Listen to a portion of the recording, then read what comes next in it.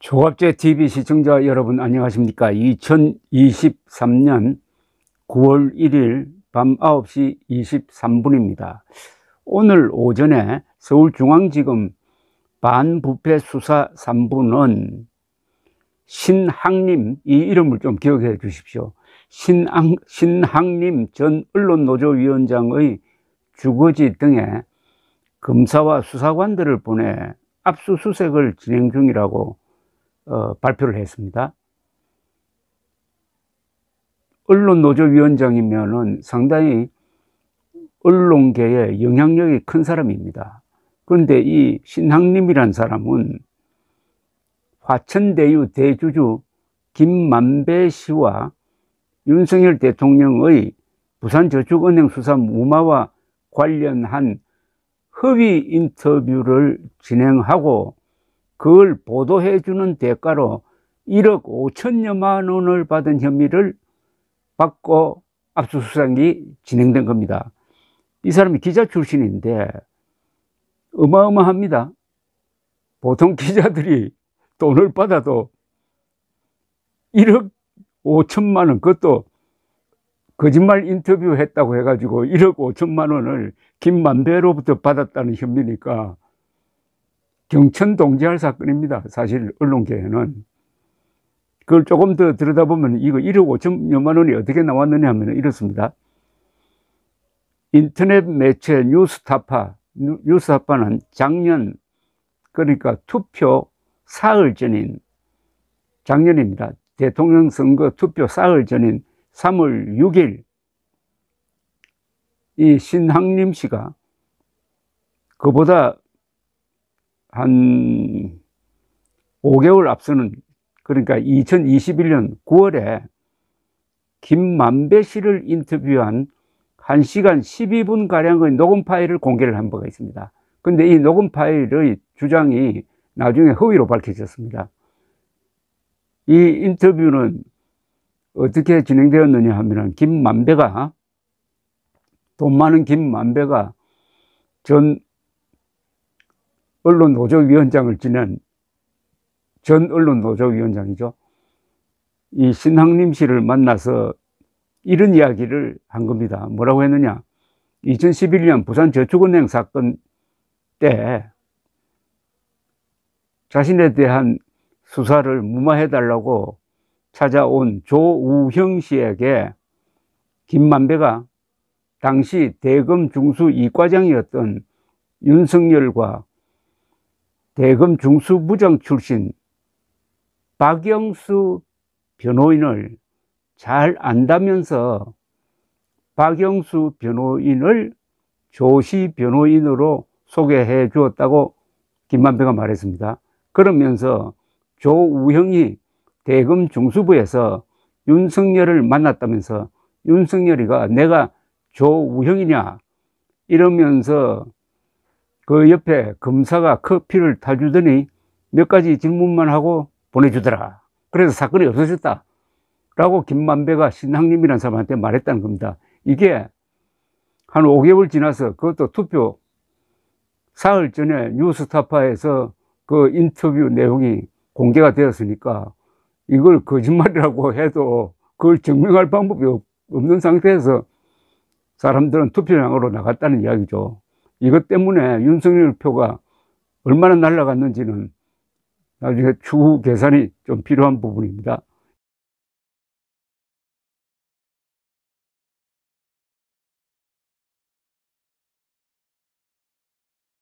그런데 정작 이 문제의 인물인 조우형이라는 사람은 2021년 11월, 그러니까 뉴스타파가 그 거짓 내용이 들어있는 방송을 하기 4개월 전에 이미 검찰에 출석해가지고, 이 검찰은 문재인 정부의 검찰입니다. 출석해가지고 말하기를 나는 윤석열 검사를 만난 적이 없다. 대검 중수부에 출석할 때 만났던 검사는 윤석열이 아니고 박모 검사다 라고 이야기를 했다는 겁니다. 그러니까 윤석열을 잡기 위해서 투표 사흘 전에 거짓 방송을 했다는 겁니다. 뉴스타파가. 그런데 김만배는 이 신학림 전 언론노조위원장과 인터뷰하기 전에 이 조우영 씨에게 미리 전화를 해가지고 이렇게 이야기를 했답니다. 부산저축은행 수사 때 윤석열이 커피 타줬다고 말할 테니 양해해달라. 거짓말 할 테니까 양해해달라고 전화를 미리 했다는 겁니다. 그래서 김만배가 윤석열을 잡기 위해서 허위 인터뷰를 주도한 내용입니다. 그런데 검찰은 계좌 추적을 통해 신학림 전 언론노조위원장이 인터뷰를 한 직후 김만배 씨에게서 돈을 받은 정황을 포착하고 이걸 확인하기 위해서 압수수색을 했습니다. 그런데 어떻게 되었느냐? 압수수색을 당한 신학림 전 언론노조위원장이 오늘 오후에 기자들에게 이렇게 밝혔습니다. 김 씨에게 책을 팔고 돈을 받았다. 그게 1억 5천만 원이다. 그런데 책을 팔았는데 3권을 팔았답니다. 책을 3권 팔아가지고 1억 5천만 원 받았대요.